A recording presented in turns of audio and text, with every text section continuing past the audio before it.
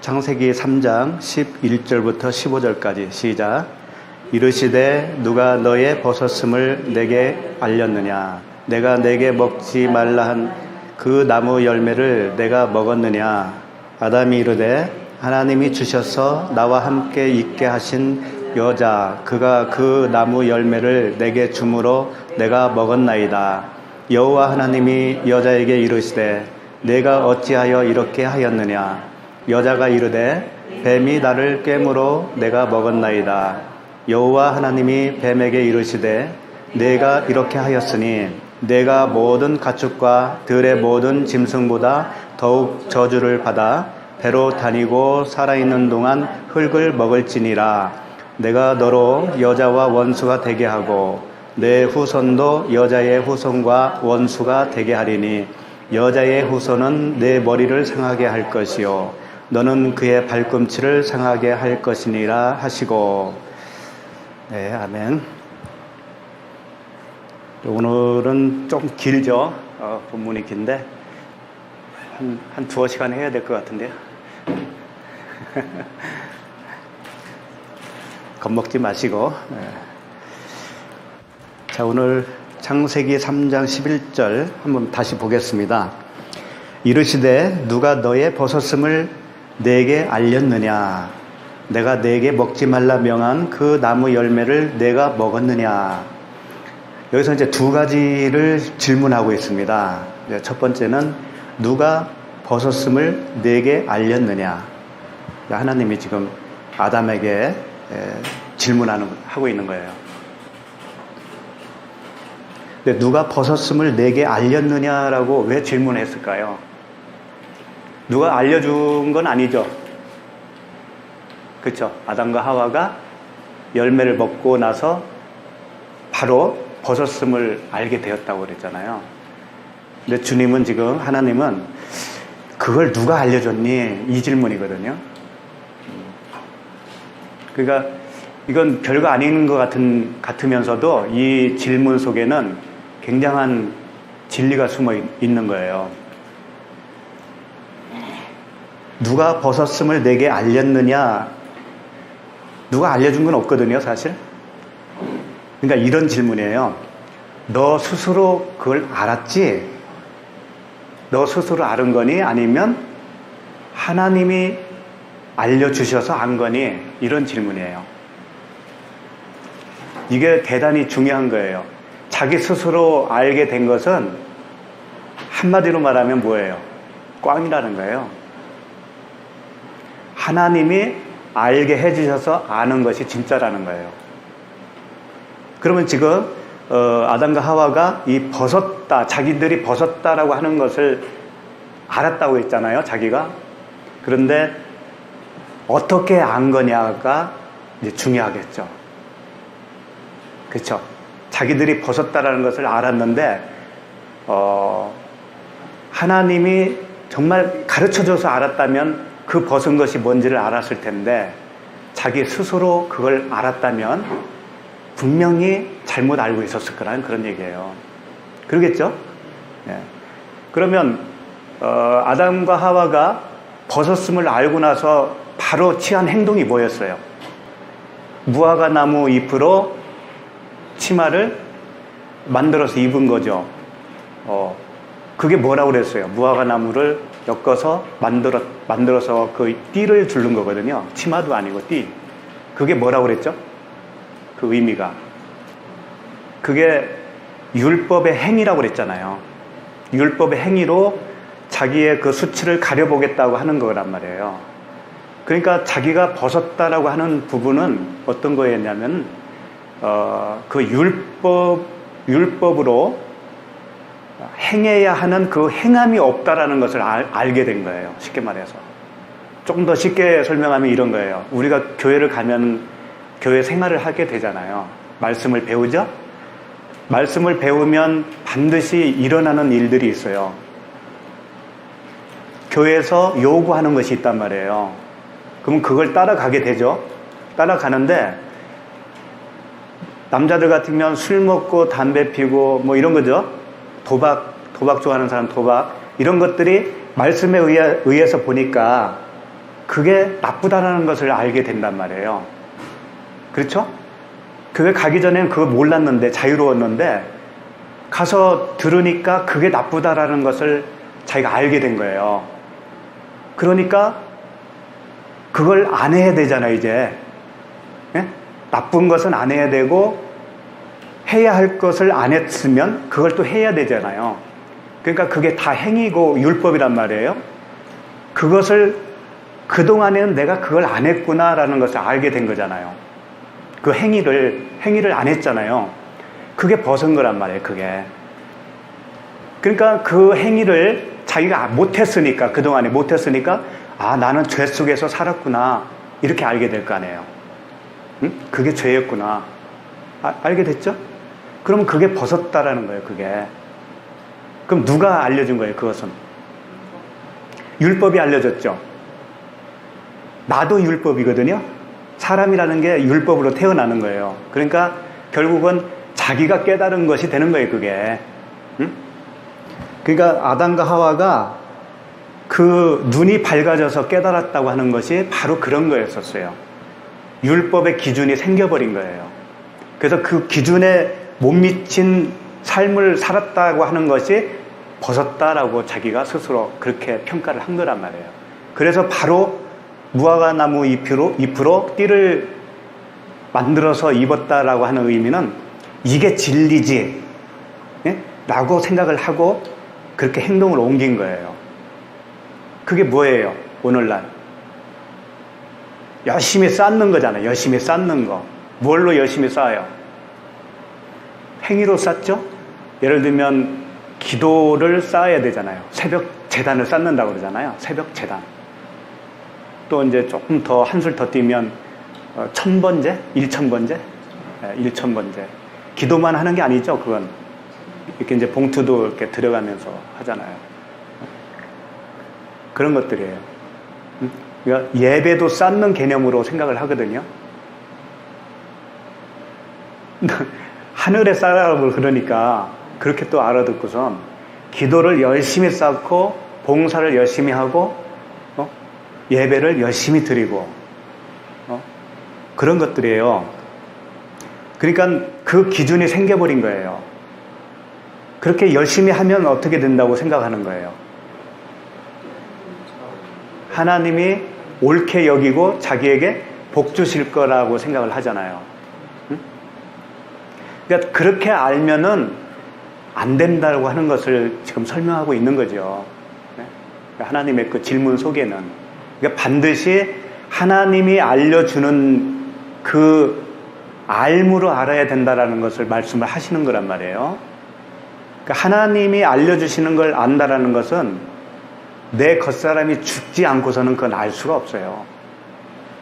그래서 십자가를 반드시 통과를 해야 되는 겁니다. 십자가에서 함께 죽고 함께 살아나야 비로소 그게 나는 생각했던 그 선한 거, 내가 생각했던 그 구제, 내가 생각했던 그 열심 드림, 이런 것들이 다 죄에 해당되었었구나 라는 것을 그때 비로소 알게 되는 거예요. 바울이 그런 말씀을 했잖아요. 내가 이전에는 전에 율법을 깨닫지 못했을 때에는 내가 살았더니,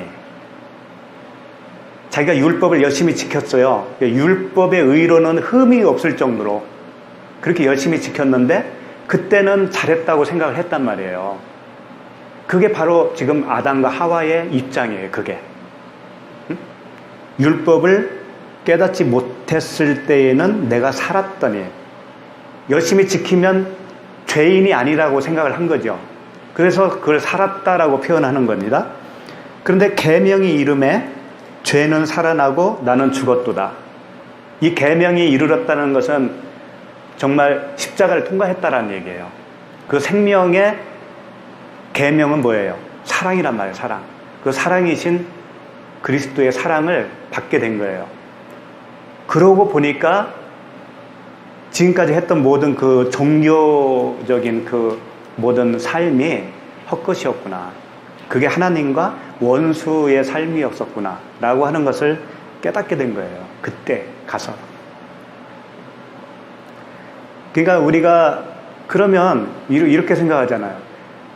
성경을 보면 살인하지 말아라, 간음하지 말아라, 도적질하지 말아라 이런 말씀들이 쭉 있는데 그러면 그걸 잘 지킨 게 잘한 거지 왜 그 모든 것들이 죄라고 합니까? 라고 질문을 할 수도 있을 거예요. 그렇죠? 그런 질문은 당연히 있을 수 있죠. 또 그런 질문도 하셔야 돼요. 그러니까 이거예요. 하나님은 영이시잖아요. 하나님은 영. 하나님은 영이라고 하는 것은요. 육체와 반대되는 개념이기 때문에 육체가 들을 수 있는 말을 할 수가 없어요. 하나님은 영이시기 때문에 말을 할 수가 없다고요. 우리에게. 그럼 우리에게 알아듣도록 말을 하려면 어떻게 해야 되겠어요? 결국은 이 문자로 글씨로 와야 된단 말이에요. 그렇죠? 그러니까 이 글씨로 온 게 성경이잖아요. 이 성경이 뭐예요? 하나님의 말씀이잖아요. 말씀인데 어떤 형식으로 왔냐면 눈에 보이는 형식으로 왔단 말이에요. 눈에 보이는 형식. 이 말씀 자체가. 그러면 하나님은 영이신데 그 영 되시는 하나님을 설명하기 위해서 글자로 왔으면은 그 글자를 우리는 읽어요. 읽는데 글자 자체로 그 글자 자체는 그 영일 수는 없는 거예요. 잘 들으세요? 이 글자로 하나님을 표현했어도 이 글자 자체가 영일 수는 없다고요. 그 무슨 얘기냐면 내가 육이 있기 때문에 육의 영으로 눈으로 글자를 읽으면 육체로 육체를 감지할 뿐이에요. 그러면 정말 하나님은 영이신데 그 영을 감지하려면 어떻게 해야 되겠어요? 나도 영이어야만 되는 거예요. 그러려면 어떻게 되겠어요? 육체와 함께 정과 욕심을 십자가에 못 박았느니라. 결국은 무슨 얘기냐면 눈으로 보고 있는 내 육체와 하나님이 그 문자로 오신 그 하나님이 같이 죽어야 된다는 거예요. 같이 죽어야 영으로 다시 나오는 거예요. 이 말씀도 영으로 나오고 나도 영으로 알아들을 수 있는 거예요. 무슨 얘기인지 알겠어요? 그러면 예수라고 하는 개념이 뭐냐면 문자로 온 하나님이라고 보면 돼요. 문자로 온 하나님. 이 글씨 문자로 온 하나님이 예수라고 하는 육체란 말이에요. 그 육체가 그 스타우로스에서 죽었다고 하는 것이 바로 이 문자가 이제 깨졌다라는 거예요. 그럼 한쪽만 깨지면 되겠어요? 나도 깨져야지. 똑같이. 그래서 합하여 죽어야 되는 거예요. 죽고 나면 이제 문자도 사라지고 내 육체도 사라진다는 개념이 되는 거예요. 그렇게 되면은 정말 이 말씀에서 의도하는 영을 만날 수가 있다라는 거예요. 그래서 우리가 계속 얘기했던 겉뜻 속뜻 그런 개념이죠. 응? 겉뜻이 죽어야 깨져야 속뜻을 알 수 있는 거예요. 그러니까 십계명도 역시 예를 들면 이겁니다. 나 위에 다른 신을 섬기지 말아라. 또 하나님을 눈에 볼 수 있는 그 새긴 우상으로 새기지 말라 그랬잖아요. 거기에 절하지 말아라. 그 이야기가 뭐예요? 모든 보이는 것은 새긴 우상이라는 거예요. 모든 보이는 것. 그 보이는 것을 보고 하나님이라고 생각하잖아요. 그러면 그게 다른 하나님을 섬기는 거예요. 그렇다면 성경이 눈에 보이죠? 이게 새긴 우상이란 말이에요. 하나님이 자신이 우리 보고 새긴 우상을 만들지 말라고 해놓고는 자기가 새긴 우상을 새겼다니까요. 자기가 먼저 이 성경을. 그러면 하나님이 뭐예요? 먼저 죄를 진 거잖아요. 이해가 가요? 하나님이 보이는 하나님으로 오시면 그게 곧 죄란 말이에요. 그런데 하나님은 죄가 있어요, 없어요? 없어요. 그래서 죄의 모양만 있다라고 하는 거예요, 그걸. 그걸 못 알아들으니까 예수님이 육체로 오신 거예요, 이제 아예. 예수님이 육체로 딱 오셔서 이게 새긴 우상이야 라고 보여주는 거예요, 우리에게. 그러면 예수님이 우리 사람의 육체를 입고 딱 오는 순간에 그게 새긴 우상이고 죄란 말이에요, 그 자체가 죄. 그러나 그분은 죄가 있어요, 없어요? 없어요. 하나님이시기 때문에. 보기에는 우리하고 똑같기 때문에 죄의 모양은 있어요. 그러나 그분에게는 죄는 없는 거예요. 근데 우리는 어때요? 우리는 죄의 모양이면서 동시에 죄인이죠. 왜? 예수님은 그 안에 생명이 있지만 우리는 생명이 없는 자니까. 그래서 우리는 죄인인 거예요. 그래서 이 죄인을 구원하기 위해서 죄의 모양을 가지고 이 땅에 오신 그 예수님이 나와 묶여서 우리와 함께 묶이는 거예요. 묶여서 그 십자가에서 죽는 거죠. 그러면 그분은 육체가 죽으셨잖아요. 그 육체의 죽으심이 나의 죽음이란 말이죠. 같이 묶여서 죽은 거니까. 그 모든 것이 내가 받아들여지잖아요. 받아들여지면 나도 죽은 것이 되는 거예요. 그러면 나도 죽잖아요. 그러면 이제 이 문자가 문자로 보이지가 않는다, 그런 의미예요. 응? 그러니까 오늘 말씀에 네가 누가 벗었음을 내게 알렸느냐라고 하는 그 질문은 네가 아직 그 예수 그리스도와 하나로 묶여서 죽고 하나로 합하여 산 그 부활이 있느냐 없느냐, 그걸 묻는 거예요. 응? 그거 없이 너의 생각으로 깨달았으면 그것은 네가 잘못 알고 있는 거다라고 하는 것을 좀 설명하고 있는 거란 말이에요. 그 물음 속에. 그러니까 스스로 아는 것은 율법을 지켜야 할 명령으로 알고 그것을 열심히 지켜서 치성을 드리고 하나님께 열심히 섬겨드리면 하나님이 기뻐하실 거다라고 생각을 하게 되는 거예요. 그렇게 하면 안 된다, 그런 얘기죠. 그리고 그 다음 절, 같은 11절 보면은 내가 내게 먹지 말라 명한 그 나무 열매를 내가 먹었느냐, 이 질문을 또 하신 거죠. 내가 내게 먹지 말라 한 그 나무 열매를 그랬는데, 열매라는 단어는 없어요. 이 페리, 미페리는 없어요. 그냥 에츠, 그 나무인데, 내가 먹지 말라고 하는 그 선악과 나무, 그것을 네가 먹었느냐, 이런 질문인데, 맞죠? 그렇게 먹었죠? 근데 왜 그 뻔한 얘기를 왜 했을까요?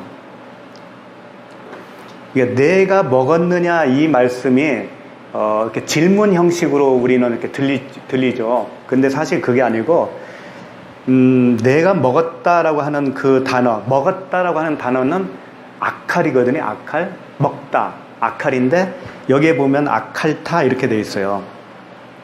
그건 뭐냐면 네가 먹었다 그런 얘기가 아니고 너로 먹었구나, 그런 뜻이에요.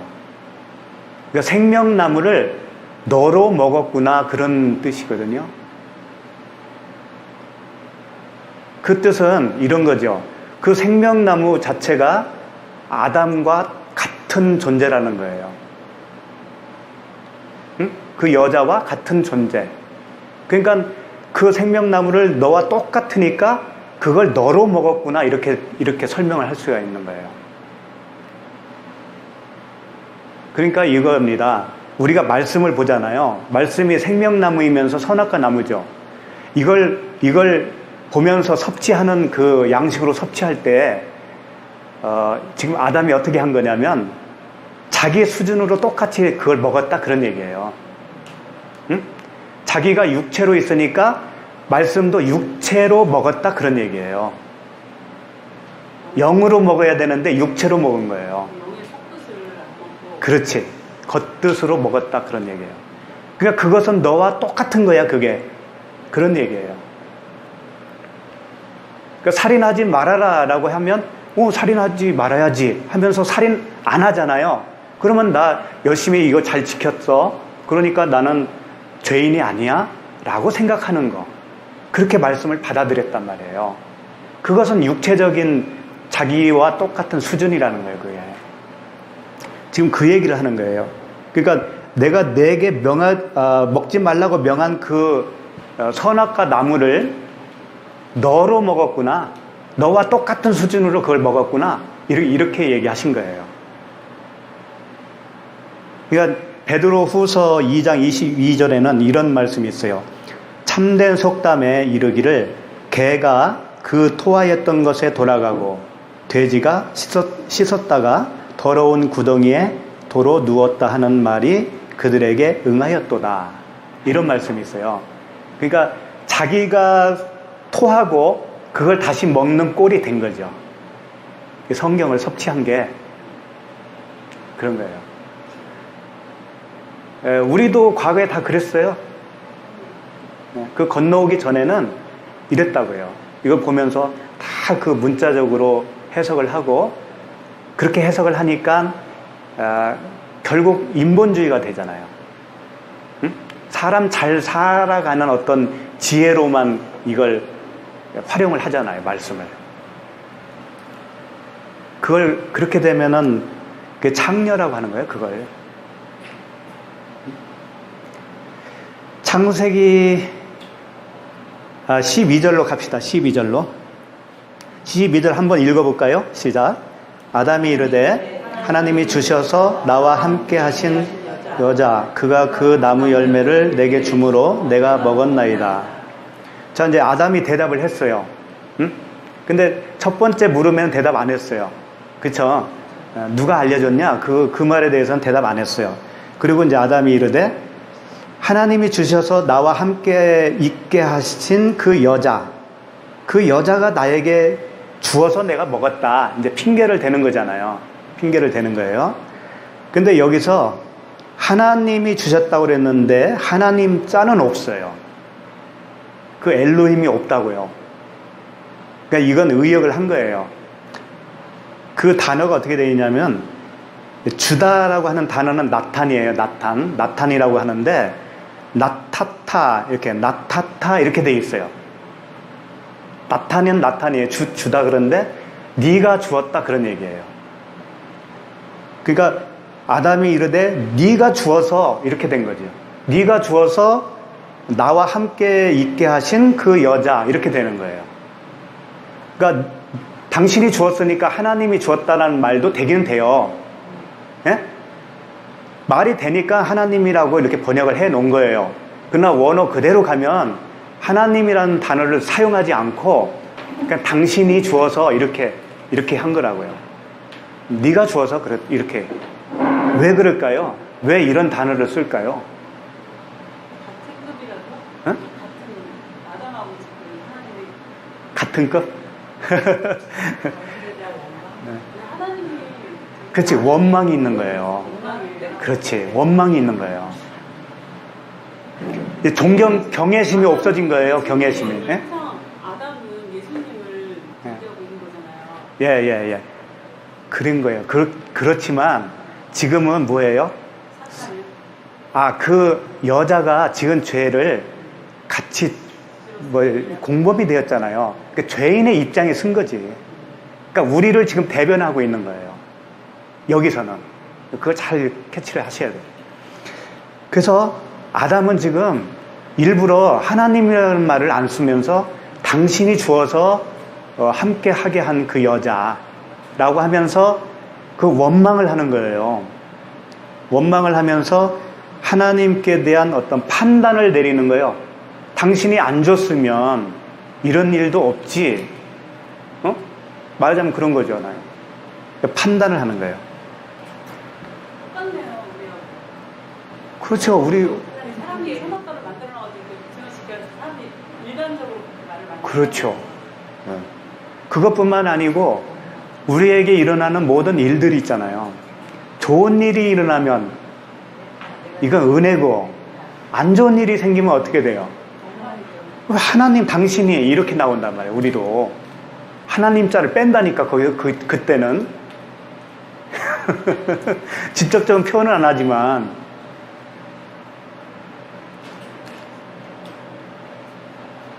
그거예요. 그러니까 핑계, 원망 이게 이제 일변도로 가고 있는 거예요. 그 다음에 13절로 한번 읽어보겠습니다. 13절 시작. 여호와 하나님이 여자에게 이르시되 내가 어찌하여 이렇게 하였느냐. 여자가 이르되 뱀이 나를 꿰물어 내가 먹었나이다. 이제 여자에게 물어봤어요. 그러니까 여자는 뱀이 나를 꿰서 내가 넘어갔습니다. 그래서 먹게 되었습니다. 라고 하는 거죠. 결국은 이제 원인은 뱀으로 다 이제 간 거예요. 근데 사실 뱀이 하와를 깬 걸까요? 뱀은 꿰지 않았어요. 누가 그러면 넘어간 거예요? 여자가 스스로 넘어간 거예요. 이렇게 생각하시면 됩니다. 뱀이 지금 우리가 추상적으로 뱀 이렇게 생각하지 마시고 뱀은 예수 그리스도시면서 성경 말씀이에요. 뱀이 지금 우리에게 이 성경 말씀이 다가온 거란 말이에요. 이 성경 말씀은 우리에게 유혹을 할까요? 안 할까요? 유혹을 안 해요. 하나님은 유혹을 안 한다고 그러잖아요. 시험을 당하지도 않고 시험하지도 않는다고 그러잖아요. 그때 그 시험이 유혹이거든요. 그런데 그 유혹을 당하는 자는 누구냐면 우리예요, 우리. 네, 우리 아까 설명했듯이 육체를 가지고 있는 모든 사람은 그렇게밖에는 성경을 이해할 수밖에 없어요. 그러니까 다 당하는 겁니다, 우리는. 하나님이 그렇게 지으셨어요, 우리를. 1차적으로 그렇게 지었다고요. 그러니까 뱀이 성경이 우리를 미혹한 것이 아니고 우리 스스로가 미혹을 당하는 겁니다. 그러나 뱀은 겉으로 보기에는 죄가 있는 모습으로 오는 거예요. 우리와 똑같은 모습으로 온 거니까. 죄는 있으되 그러나 죄는 없는 존재예요. 성경이 죄 있는 모습으로 오지만 죄는 없다고요. 그걸 항상 알고 계셔야 돼요. 성경 66권이 다 뱀이에요, 뱀. 성경 66권에다가 나도 6이잖아요. 네? 그럼 숫자로 그걸 6이라고 그래요, 우리. 땅의 숫자가 6이에요. 그럼 성경이 지금 육체로 왔으니까, 보이는 문자로 왔으니까 66권으로 왔잖아요. 그러면 66에다가 나를 더하면 어떻게 돼요? 666이 되는 거죠. 그래서 사탄은 다른 게 있는 게 아니고 나도 사탄이고 문자적인 성경도 사탄인 거예요. 그래서 이 둘이 그 십자가에서 죽어야 된다고요. 그 얘기예요.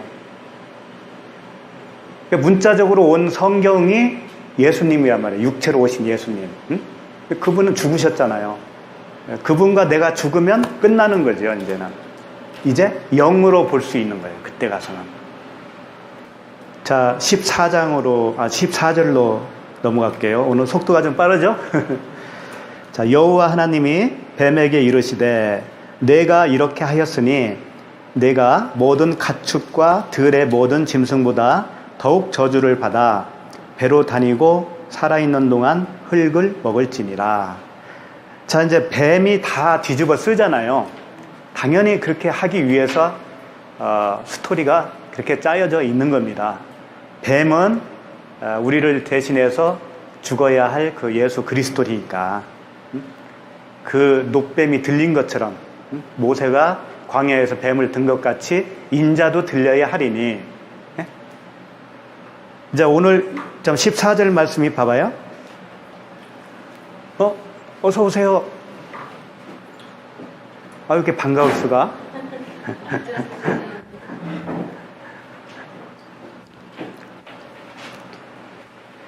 자, 여호와 하나님이 뱀에게 이르시되 내가 이렇게 하였으니 내가 모든 가축과 들의 모든 짐승보다 더욱 저주를 받아. 여기서 이제 모든 가축과 들의 짐승, 들의 모든 짐승이 뭘까요? 그렇지. 인간, 우리들, 구원받지 못한 백성들. 그 짐승보다 더욱 저주를 받는다는 거예요. 그 뱀이. 당연히 그럴 거 아니에요. 갈라디아서 3장 13절에 보면 그리스도께서 우리를 위하여 저주를 받은 바 되사, 저주를 받은 바 되사 율법의 저주에서 우리를 속량하셨으니 기록된 바 나무에 달린 자마다 저주 아래에 있는 자라 하였습니다. 그러니까 우리가 먼저 저주를 받은 겁니다. 사실은 우리가 먼저 저주를 받은 건데, 그러니까 육체의 모양으로 있으면 이게 이 자체가 저주라는 거예요. 생명이 없으니까.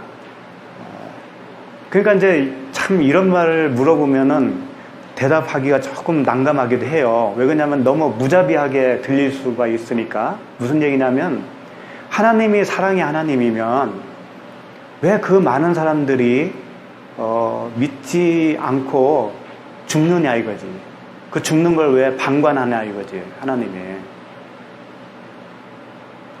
많은 사람이 죽죠. 전쟁으로도 죽고 재난으로도 죽고. 인간의 눈으로 볼 때는 굉장히 슬픈 이야기고 안타까운 이야기잖아요. 또 이제 세상 사람들은 거기다 또 더 붙이지. 죄 없는 사람이 왜 죽냐 그러잖아요. 또 죄 없는 사람들이 왜 죽냐. 네. 근데 하나님의 눈에는 어떻게 보일까요? 여기서 있잖아요. 모든 가축과 들의 모든 짐승. 하나님이 보기에는 육체를 가진 우리나 말이나 소나 거기에 생명이 없으면 뭐라는 거예요? 그걸? 네. 그렇게 얘기하잖아요. 그러면 너무 받아들이기를 안 하려고 하지. 하나님이 참 좋은 하나님으로 생각을 할 수가 없다라고 그러죠. 그렇죠? 네.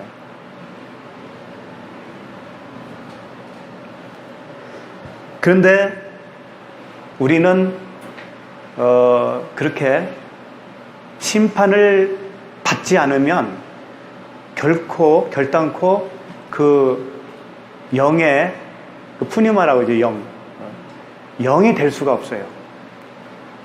일단 심판을 한번 받아야 되는 거예요. 그러니까 한 번 죽는 것은 정해졌다고 그랬는데 우리는 한 번 죽고 살아있는 상태에서 죽고 거듭나는 거고, 그렇게 하지 않은 사람은 어떻게 되는 거예요? 그냥 한 번 죽고 영원히 죽는 거예요. 한 번은 다 죽는 거예요. 그 얘기예요. 그러니까 우리가 살아있을 때 그리스도와 함께 십자가에서 죽으면 그게 이제 죽은 거예요. 그 끝난 거예요, 그게.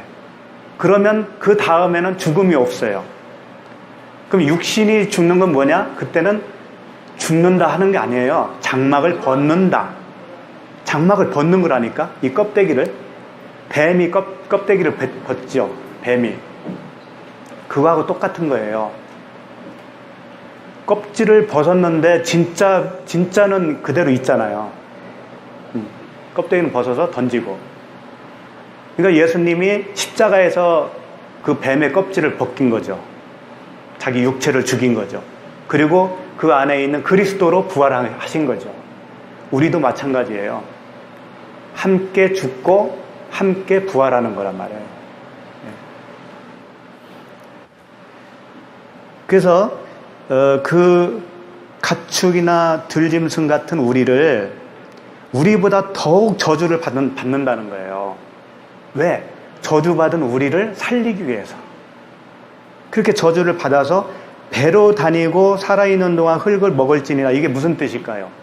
배로 다니고 살아있는 동안 흙을 먹을지니라.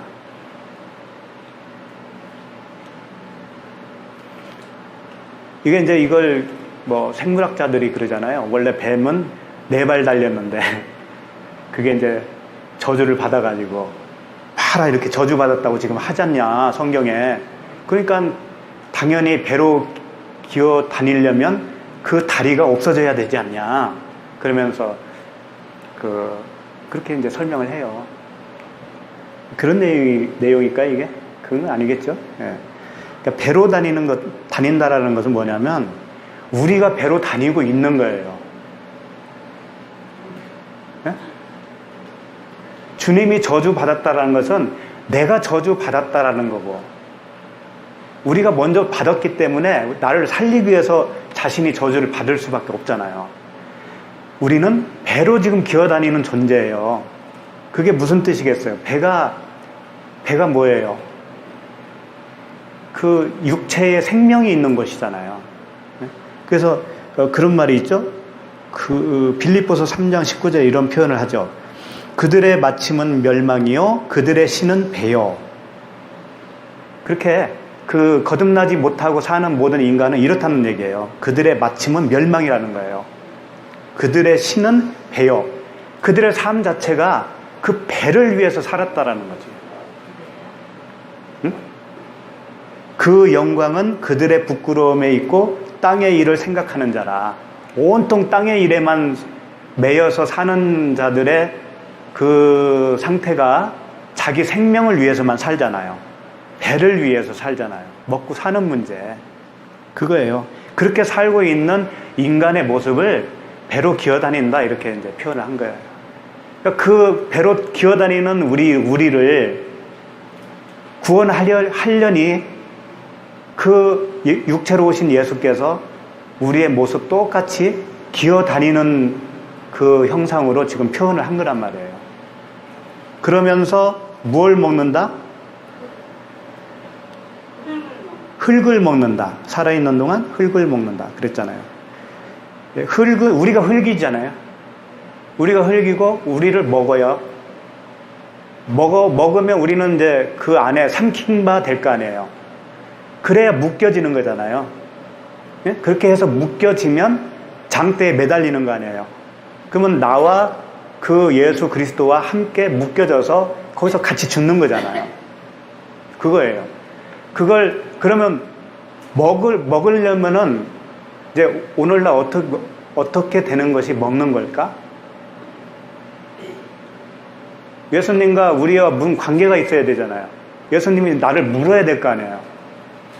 일단 그게 이제 불뱀이 민수기에 나오는 그 불뱀이 이스라엘 백성들을 물었잖아요. 물어서 어떻게 했어요? 거의 죽게 만들었잖아요. 네? 거의 죽게 만들었죠. 그 상태가 우리가 먹는 거예요. 그러니까 우리도 먹혀야 되는 거예요. 그 먹힘이 없으면 아무 관계가 없어요. 하나님과 아무 관계가 없다고. 그러면 일단 뱀에게 물려야 되죠, 우리가. 물리면 어떻게 되냐면 그 사도 바울이 율법으로 열심히 행하는 그런 상태로 되는 거란 말이에요. 응? 그런 상태로 돼서 거기서 죽으면 이제 그때서 아는 거예요. 자기가 아는 거예요. 그 모든 것을. 그러니까 흙을 먹을지니다는 율법으로 태어난 나를 그분이 나를 먹는 거예요. 같이 묶여지는 거예요. 그렇게 해서 함께 십자가에 매달리는 거죠. 그래서 이제 율법은요 토라라고 그러잖아요. 토라. 율법을 토라. 명령이라는 뜻이에요. 명령, 율례, 하나님의 계명 이런 게 다 이제 묶어서 율법이라고 해요. 그 자체가 나도 율법인 거예요. 나라고 하는 그 생각하는 구조 자체가 그 율법으로 되어 있어요. 그 선악으로 되어 있다고요.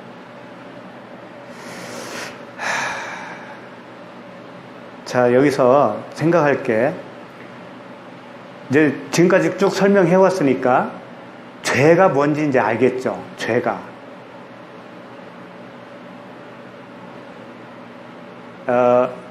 아까 이제 우리 집사님이 말씀하셨는데 동성연애자들을 우리가 보는 시선이 어떠해야 되느냐 그 질문하셨는데 그렇죠? 근데 그 죄로 봐야 되느냐 죄로 보지 말아야 되느냐 이제 이런 질문도 하셨는데 어떻게 봐야 되는 거예요? 동성연애자를 죄인이죠. 죄인은 죄인이죠. 근데 성경에서 이야기하는 죄인은 아니라는 거예요. 응? 네. 살인자도 죄인이죠. 그러나 성경적인 살인자는 아니에요. 그러면 아무렇게 살아도 되겠네? 그런 얘기도 할 수가 있겠는데 안 그래요.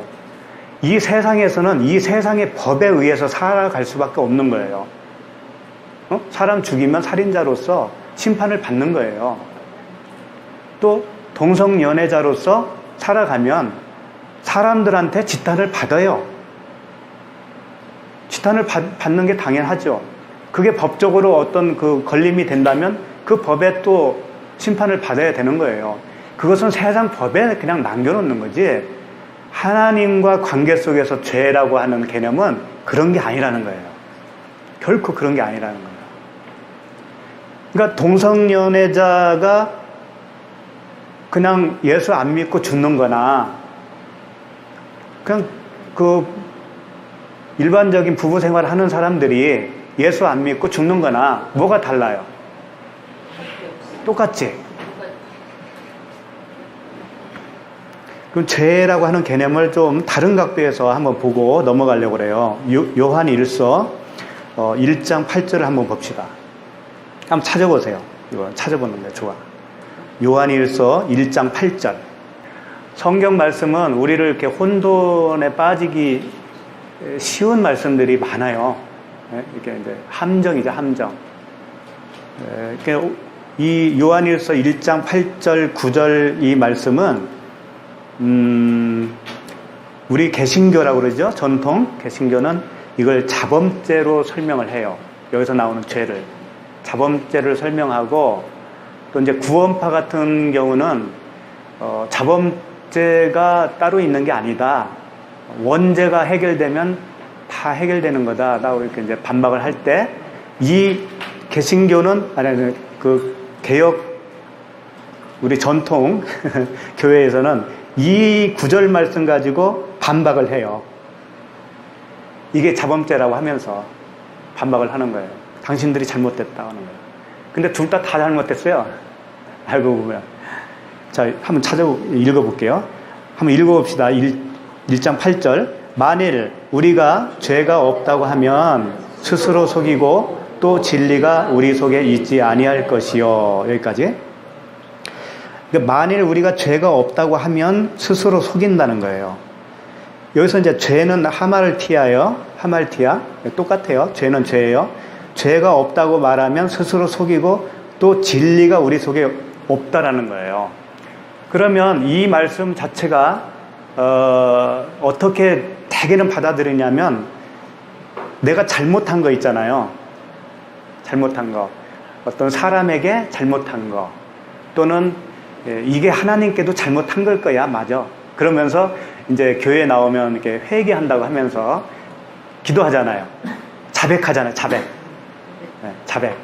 그걸 이제 그렇게 이해를 한다고요, 이게. 그러니까 일상생활에서 우리가 잘못한 거. 근데 그 죄는, 죄를 지면 안 짓는 게 좋겠지. 그런 죄도. 외형적으로 보이는 죄도 안 짓는 게 좋겠지. 그런데 그걸 잘못했습니다라고 회개를 한들 그 죄가 없어지는가? 그건 아니에요. 그건 잘못 오해해서 그런 거라고요. 예를 들어서 내가 우리 시어머니에게 좀 상처를 줬어. 대들어가지고 시어머니한테. 그래서 조금 시간이 지나니까 아유 내가 너무 한 것 같아. 그러면서 교회 가서 회개하는 거예요. 회개. 그러면 그 죄를 주님이 사해 줬다라고 생각할 거 아니에요. 왜 그러냐면 그 다음 절에 말이 있으니까. 그 다음 절 보세요.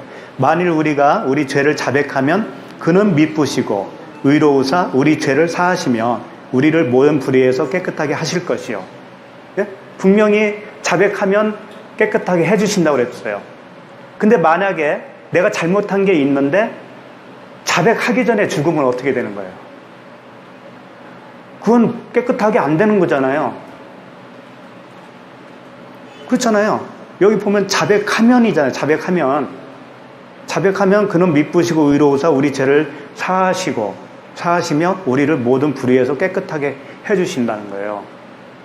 근데 며느리를 막 구박했어요. 그래서 며칠 지나니까 아유 내가 너무 잘못한 것 같아. 그래서 기도하려고 했는데 비행기 타고 가다가 죽었네. 그 기도하기 전에 그럼 어떻게 되는 거예요 도대체? 병원 가서 기다리고 연재원 사서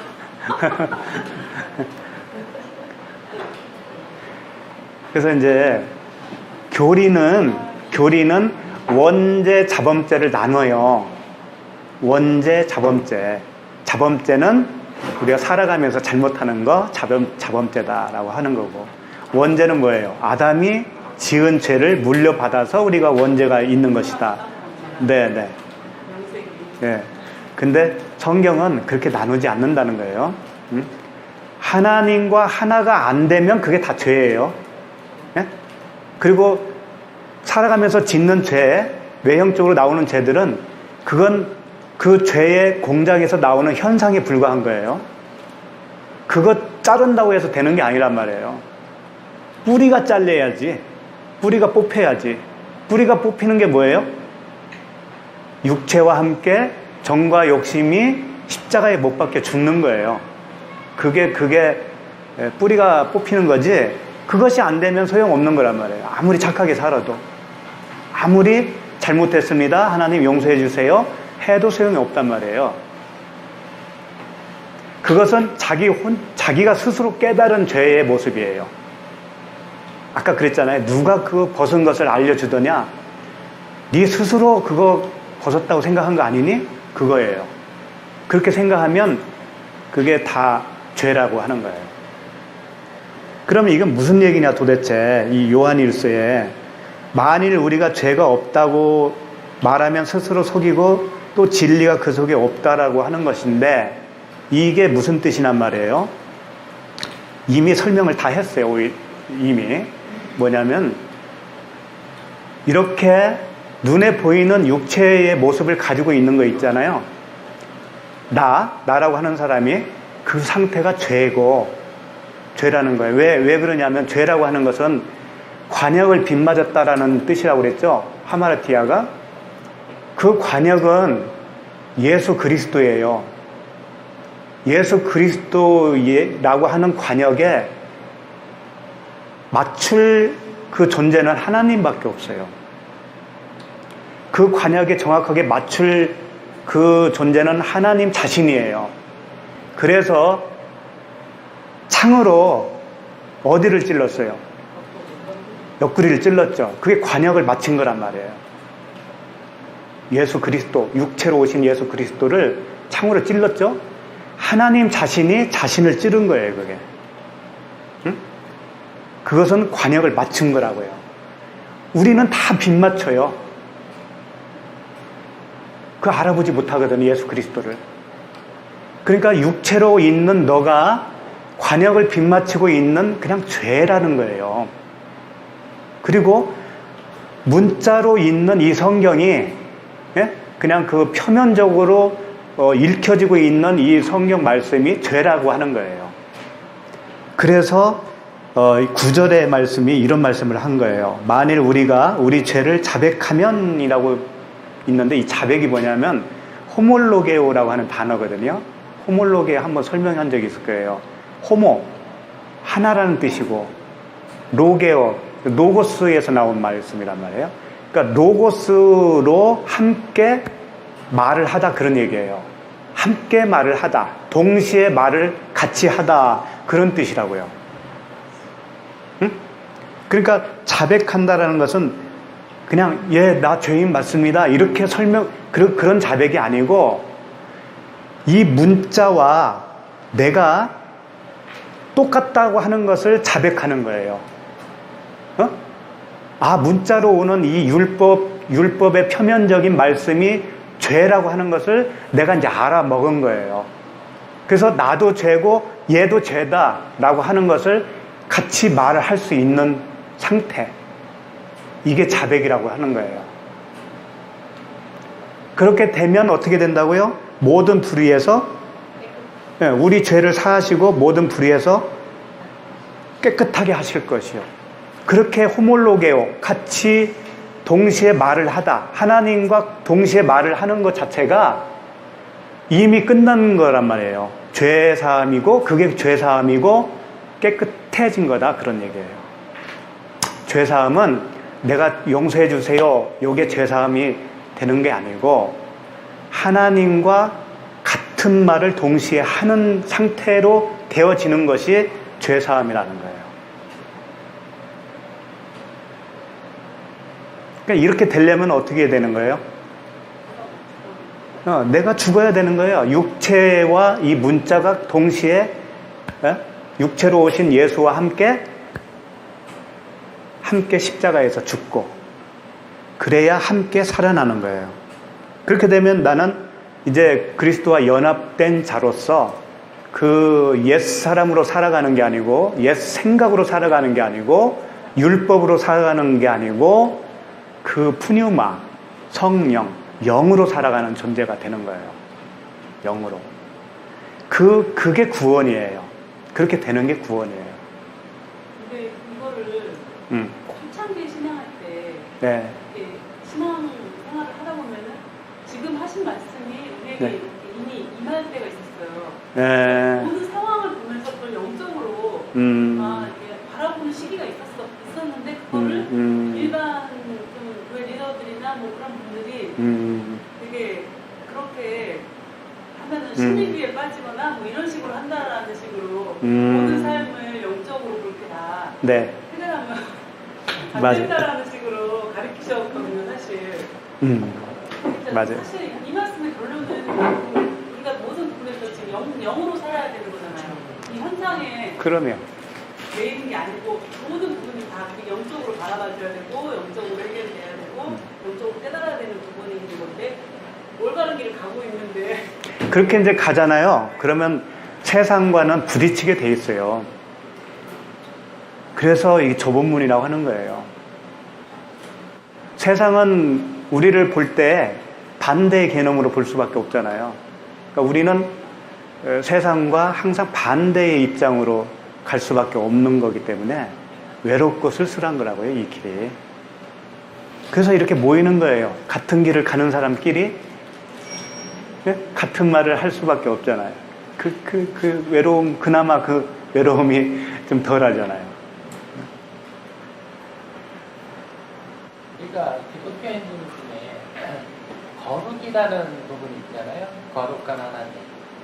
거룩이라는 의미적인 부분은 참 많이 오해를 하고 있는 것 같아요. 그러니까 영의 삶과 육의 삶이 자꾸 거기서 혼돈이 오고 있어요. 나는 이렇게 살아야 돼. 나는 이 부분. 그럼 거룩이라는 게 뭘까요? 알고 있는 부분. 어떻게 알고 계세요? 거룩한 하나님. 지금 말씀하신 부분을 율법에서 이제 깨어나서 진리로 하나님의 정말 원하시는 그 말씀을 이제 깨달아진 거죠. 제가 그러니까 그거를 거룩이라고 하는 거지. 우리가 깨끗한 삶을 살자고 세상적으로 우리가 절제하고 뭐 이렇게 사는 게. 그 지금 오늘 주제하고 같이 상品내리까지가 하나 설명을 해드리는 부분인데요. 거룩이라는 거는 그냥 구별과 분별이에요. 그 거룩은 분별하고 그다음에 구별되기 때문에 거룩함이 되는 거거든요. 그러니까 어떤 행위를 해서 거룩한 행위가 되는 게 아니라 분별을 하기 때문에 거룩한 게 되는 거죠. 네. 그러니까 분별을 하니까 그게 이제 거룩한 부분이 되는 건데 이게 본질하고 이제 현상적인 부분에서 보면은 항상 충돌이 돼요. 왜 그러냐면은 그거를 분별을 해서 알고 있으니까 나는 이렇게 해야 된다는 행위하고 이게 연결이 되버리거든요. 그래서 나는 거룩해 해야 돼. 이 부분하고 분별을 하고 있는 부분에서 나는 죄인이에요. 할 수 있는 힘이 없어. 그거 은혜를 구하는 게 이게 또 거룩이거든요. 그게 신에 대한 참여하는 이 모습인데 이제 여기서 완전 방향이 정반대가 되거든요. 또 행위로 가는 거예요. 네, 그렇죠. 그러니까 성령으로 시작해서 육체로 마치겠느냐, 네. 그런 말씀이죠. 하차하면 그렇게 돼. 네, 그러니까 무모하게 그걸 그러니까 숱하게 반복하면서 거기에서 자기 위선하고 부닥치게 됐죠. 나는 죄인인데 나는 분명히 다시 하나님께 봤을 때는 아니야 내 위치는. 근데 거룩을 알고 있으니까 또 거룩하게 해야 되잖아요. 이게 그 사랑을 담지 못하는 나의 모습으로 결국은 커지게 되는 거예요. 계속 쫓아가면서 내 모습은 아니기 때문에 아니기 때문에 이런 모습이 어떻게 보면은 김성수 목사님이 갖고 왔던 어떤 가장 큰 모습이 아니었을까 하는 그런 부분이 있거든요. 어? 그럴 수도 있겠다. 네.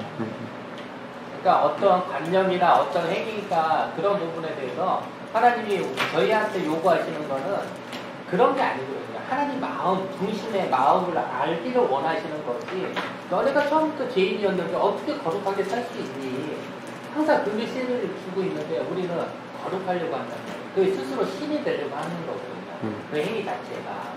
어? 그러니까 주위 사람이 힘들어지는 거예요. 내가 거룩하니까 거룩한 부분에 대해서 당신도 거룩해야 돼요. 이런 어떤 부분으로 강요가 되고 그러면서 계속 율법적인 부분에서 정죄가 되고 판단이 되고 그런 순환적인 고리가 계속 형성이 되는 것 같아요. 그러니까 이제 우리가 육체와 함께 정과 그 욕심이 탐심이 십자가에 못 박았다 그러면 우리는 없는 거예요, 사실. 없는 존재란 말이에요. 근데 있잖아요. 그러니까 없다라는 존재는 뭐냐면 내가 그 옛사람은 항상 뭘 하려면 지금 말씀하신 대로 닮아가려고 하는 욕심이 있어요. 닮아서 내가 살아가려고 하는 게 있다고요. 근데 그게 아니고 나는 항상 없음의 자리에 떨어져야 되는 거예요. 바울이 얘기했듯이 날마다 죽노라. 그게 그 말씀이거든요. 나는 죽음의 자리에 그냥 있으면 나를 이끄시는 분이 그냥 이끌어 가게 해야 되는 거란 말이에요. 그분이 이끌어 가는 거에 전적으로 맡기는 거죠. 의존하는 거죠. 근데 우리는 너무 현상에 그걸 민감하게 생각해요. 좋은 길로 인도하면 하나님이 나를 인도하는 거다라고 생각하고 좀 뭐라 그럴까 기분이 안 좋은 일이 생기잖아요. 그러면 이건 하나님이 인도하는 게 아닐 거라고 생각하는 거죠. 그게 아닌 거예요. 이렇든 저렇든 불에 들어가든 물에 들어가든 그분이 이끄시는 대로 가는 것이 우리의 삶이에요. 그게 십자가의 삶이라는 건 그거예요. 없음의 자리에 있어야 돼요. 우리는 닮아가는 게 아니라니까. 우리가 어떻게 닮아가? 우리는 그냥 없는 존재라니까. 없는 존재. 그러니까 그러잖아요. 내가 사는 육체 가운데 사는 건 내가 아니요. 그리스도께서 사는 것이다. 그러잖아요. 내가 사는 게 아니고 그리스도께서 사는 거라고 하잖아요. 근데 그걸 갖다가 육체에 있는 사람들은 그걸 모르니까 자꾸 예수를 닮은 삶을 살자 이렇게 나오는 거예요. 말씀대로 살자, 말씀대로 행하자 이런다고. 우리는 그걸 못합니다가 돼야 되는 거예요. 못합니다가. 나는 못합니다.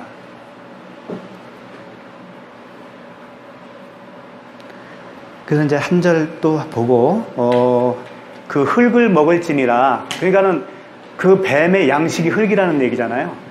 네? 뱀의 양식. 그것만 좀 더 붙도록 하죠. 요한복음 4장 32절을 한번 보세요.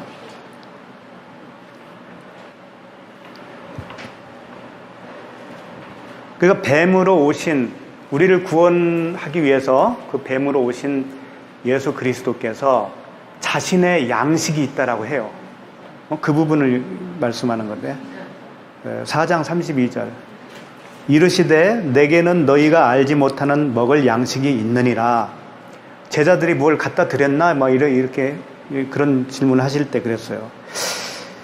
33절 제자들이 서로 말하되 누가 잡수실 것을 갖다 드렸는가 하니 예수께서 이르시되 나의 양식은 나를 보내신 이의 뜻을 행하며 그의 일을 온전히 이루는 이것이니라. 그러니까 예수님의 양식은 자기를 보내신 이의 뜻을 행하는 것, 그 일을 온전히 이루는 것이라는 거예요. 그게 창세기의 표현으로는 흙을 먹는 거예요. 배로 기어다니면서 흙을 먹는 거 이렇게 표현한 거란 말이에요. 똑같은 얘기예요. 그건 결국은 뭐예요? 그분이 우리와 묶여서 죽으시는 거잖아요. 십자가에서 죽으시는 거. 그 육체를 완전 소멸시키는 거예요. 완전 사망 가운데 그냥 죽어버리는 거예요. 그게 그렇게 하는 것이 그분의 양식이다라고 하는 거죠. 자, 이제 조금 중요한 거, 창세기 3장 15절, 이제 이 한 절 보시면 오늘 말씀 마치게 되겠습니다. 15절 다시 한번 읽어볼까요? 시작. 내가 너로 여자와 원수가 되게 하고 내 후손도 여자의 후손과 원수가 되게 하리니 여자의 후손은 내 머리를 상하게 할 것이요 너는 그의 발꿈치를 상하게 할 것이니라 하시고. 자, 이제 이 말씀이 굉장히 교리적으로 이렇게 단단하게 굳어 있어요. 그래서 조금 이 말씀에서 조금 잘못 해석하잖아요. 그러면 이제 바로 이단이 되는 거예요. 그러니까 이단인 줄 모르고 그 말씀 생활을 하고 있는 사람들이 더 불쌍한 거예요. 그냥 우리는 정통 기독교라고 하면서 잘 가고 있다라고 생각하고 있는 사람들, 그 사람들이 더 불쌍하다니까요. 그러니까 자기도 안 들어가면서 남도 못 들어가게 막고 있는 분인 거죠. 그렇죠. 밖에 나가면 이단이야. 여기서 우리 3단 7단이야 지금.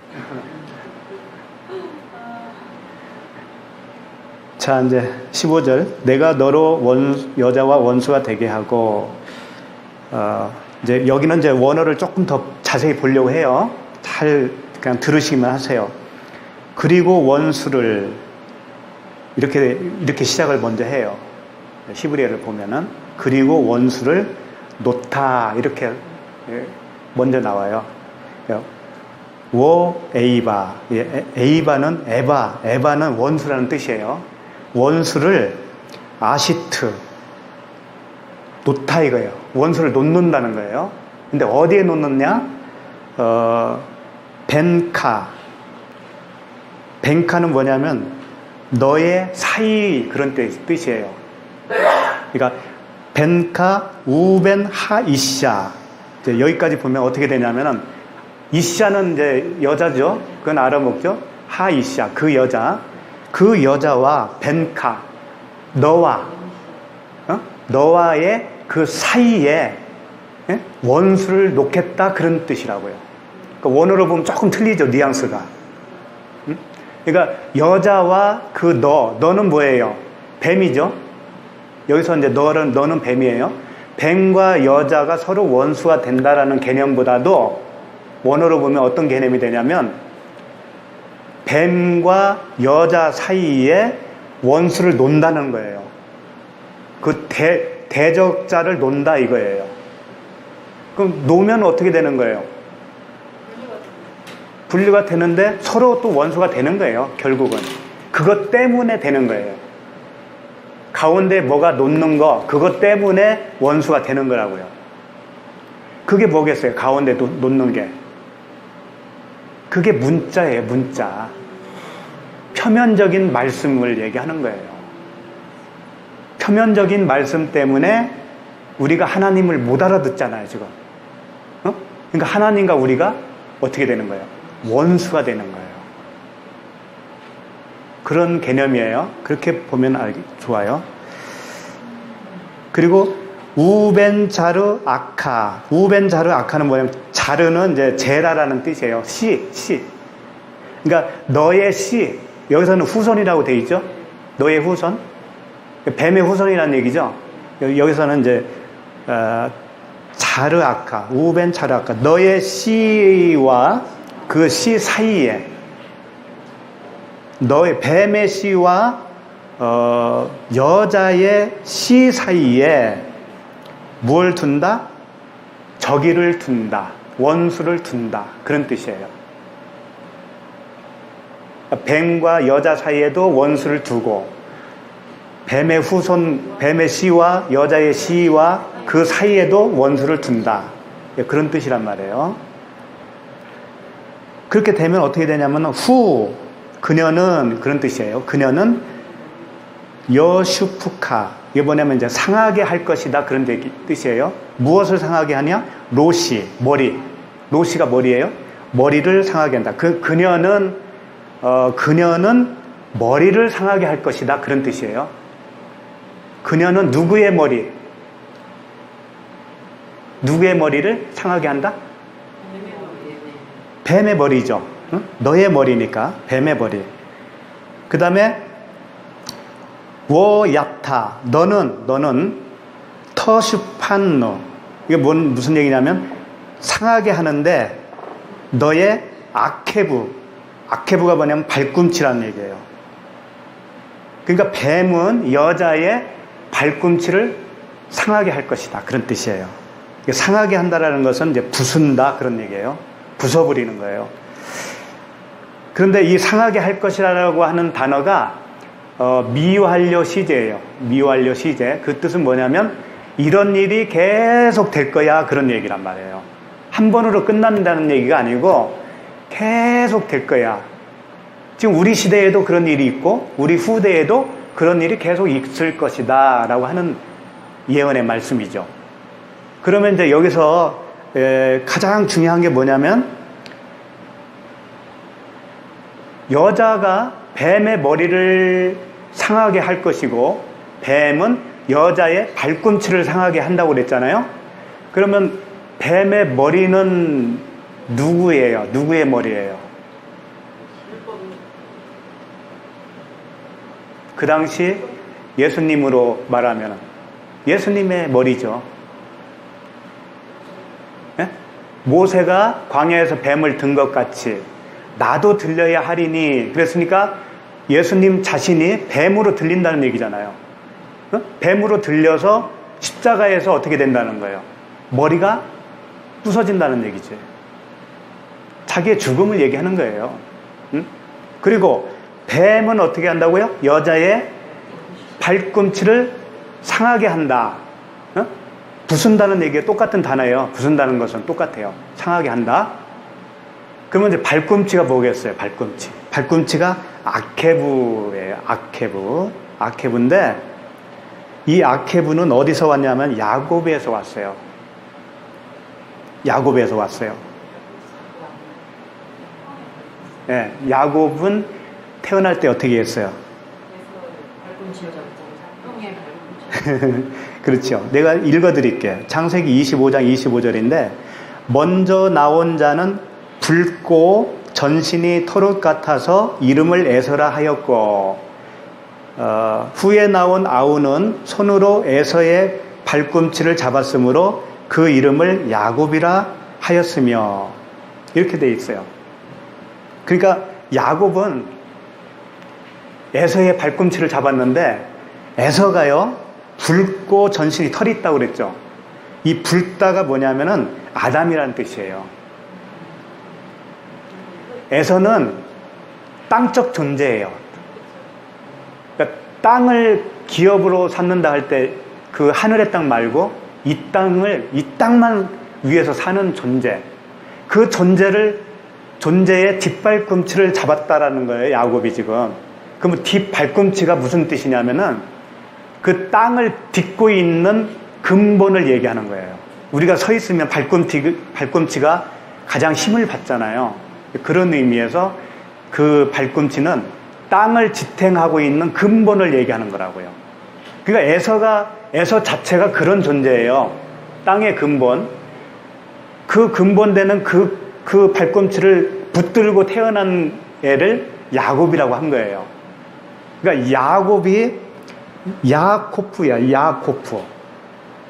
아케바는 아니에요. 근데 비슷하잖아요, 지금. 야코프인데 같은 아카부라고 하는 단어에서 왔어요. 아케부, 그 뒤꿈치도 아카부에서 왔고 야코브도 아카부에서 왔어요. 그럼 아카부가 뭔가 그걸 보면 알겠죠. 그게 뭐냐면은 뒷 발꿈치를 잡다, 속이다, 횡령하다, 그런 뜻이에요. 그러니까 야곱은 속이는 자라고 그러잖아요. 네? 그러니까 아카부라고 하는 단어가 뭐냐면 속이는 자예요. 속이는 자. 그 속이는 자라고 하는 그 단어에서 유래된 것이 발꿈치라 그런 얘기예요. 거기서 유래한 것이 야곱이다 그런 뜻이에요. 그러니까 야곱은 속이는 자. 뒷발꿈치, 발꿈치는 뭐냐면 그 땅을 딛고 사는 그 존재 가치관을 가지고 있는 그 존재의 그 존재는 속이는 자라는 거예요. 우리는 다 속이면서 살아요. 우리 사람은. 그러니까 우리는 근본이 다 속이는 자고 그 땅적 존재예요. 그러면 뱀이 그 아케부 뒷발꿈치를 상하게 했다라는 의미는 뭐냐면 우리의 그 땅적인 존재, 사람의 욕심, 사람의 생각, 육신의 생각이 완전히 박살났다 그런 얘기예요. 이해가 가죠? 그런 뜻이라고요, 이게.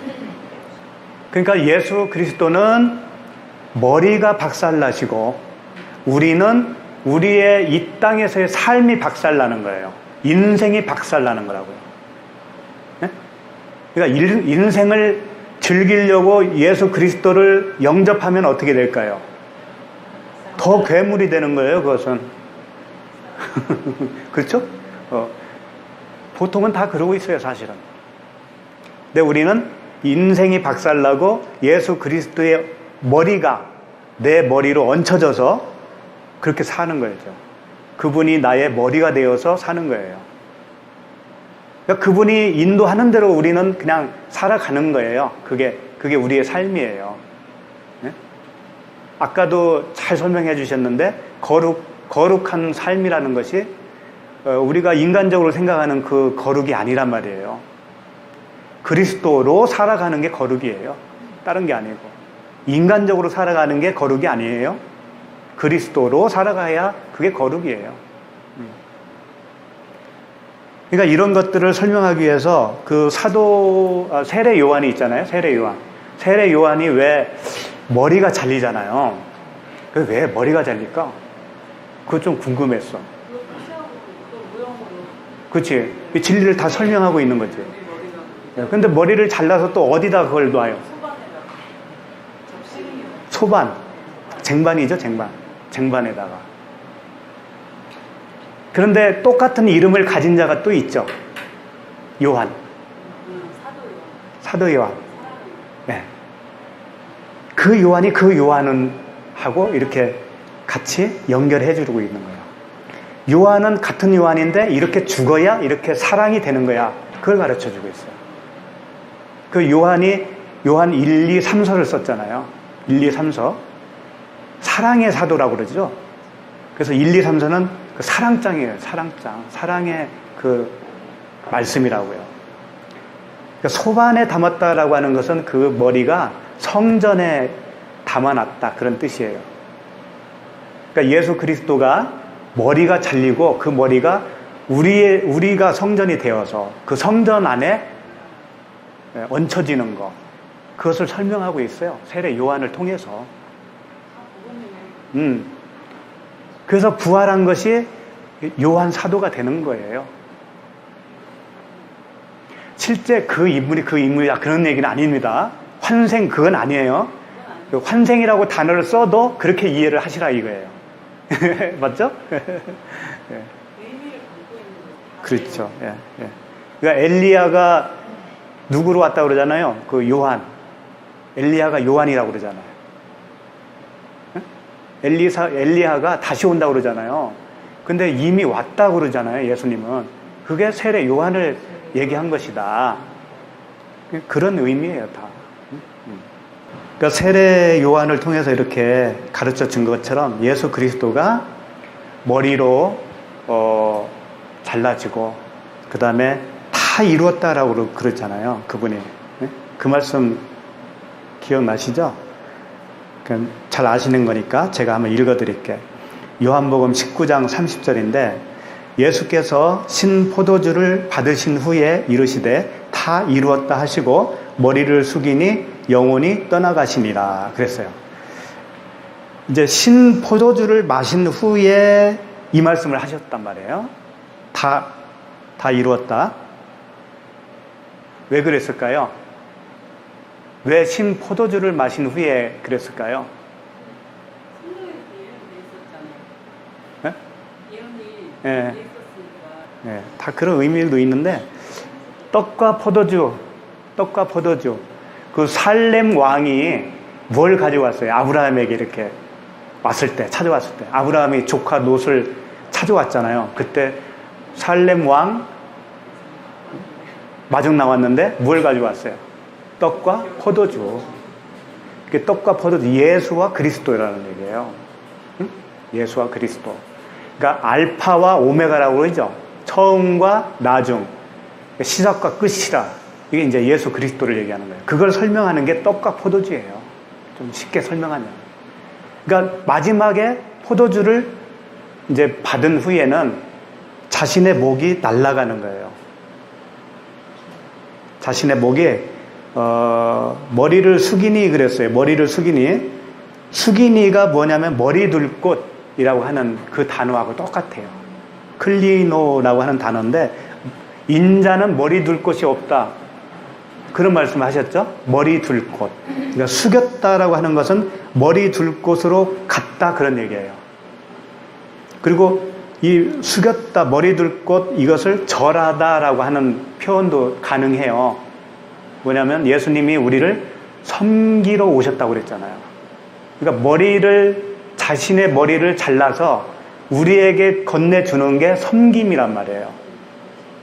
그걸 지금 여기서 설명하고 있거든요. 그러니까 머리를 숙인다, 숙이니는 머리 둘 곳으로, 그 다음에 영원히 떠나가시니라 그랬어요. 떠나가시니라가 이제 파라디도미라고 하는 단어예요. 이건 전수하다, 넘겨주다 그런 뜻이거든요. 그러니까 머리 둘 곳으로 넘겨주다, 이제 그런 의미가 되는 거죠. 그게 다 그분이 다 하신 거예요. 이제 완성으로 다 하신 거예요. 그러면 이 진리의 말씀으로 지어진 자기 백성에게 그 머리가 얹혀지는 거겠죠? 네. 그렇게 되는 거예요. 그래서 오늘 말씀은 여기서 이제 다 끝났어요. 그러니까 예수 그리스도가 머리가 박살나는 것이 누가 하는 거예요? 누가 하는 거예요? 오늘 말씀으로 말하면 여자가 그랬잖아요. 여자가. 근데 여자가 그렇게 할 수 있어요? 우리는 아무것도 할 수 없는데 왜 이렇게 표현하냐면 우리 때문에 그렇게 되는 거잖아요. 우리 때문에 하나님이 스스로 그렇게 하시는 거란 말이에요. 스스로 죄인이 되어서 죄인의 모양으로 오셔서 스스로 옆구리를 찌르시는 거예요. 스스로 머리를 박살내는 거라고요. 그분 스스로. 이런 사랑이 어딨냐고요. 이런 사랑이. 그러니까 그러잖아요. 예수 그리스도의 그 십자가를 통해서 너희에 대한 사랑을 확증했다 그러잖아요. 이게 사랑의 표현이야 라고 하는 거예요. 이게 자기를 죽여서 우리를 살린다는 거예요. 그게 이런 사랑이 인간 세상에는 없는 거예요. 그리고 그 뱀의 후손은 여자의 후손에 그 아케부 뒤꿈치를 상하게 할 것이다 그랬죠? 야곱이 약복강에서 환도뼈를 두드러 맞았잖아요. 환도뼈가 깨져버렸잖아요. 그래서 이제 절름발이가 됐죠? 드디어 그렇게 된 후에 이름이 어떻게 바뀌어요? 이스라엘로 바뀌듯이 우리도 우리의 그 뒷발꿈치가 뭐예요? 세상이라는 거잖아요. 이 세상 사는 것에 온통 거기에만 그 가치관을 두고 있는 우리가 그 가치관이 깨져버리는 거예요. 그렇게 하시겠다라는 거예요. 하나님이 우리를 그렇게 하시겠다. 그러니까 다 하나님이 하시는 거예요. 하나님의 뱀의 머리도 상하게 하고 하나님이 우리의 뒷발꿈치도 상하게 해서 다 이스라엘로 넘어가게 하는 거예요. 세상에서는 이제 절름발이로 살아가는 겁니다. 그 지팡이를 짚고 다니잖아요. 지팡이. 야곱이. 그 지팡이가 뭐냐면 바로 진리의 지팡이. 예수 그리스도를 예표하죠. 이 땅에서는 그 예수 그리스도만 받고 살아가는 존재다, 그런 얘기예요. 그러니까 우리의 힘으로 살아가는 게 아닙니다, 이제는. 예? 내 뜻이 없어진 거예요, 이제. 내 뜻이라는 건 없어요. 이렇게 해주세요, 저렇게 해주세요가 없어. 죽어버렸어요. 다만 아버지의 뜻대로 하옵소서만 되는 거예요, 우리는 이제. 이 땅에서. 다 그렇게 살아갑시다. 네, 여기까지 하겠습니다.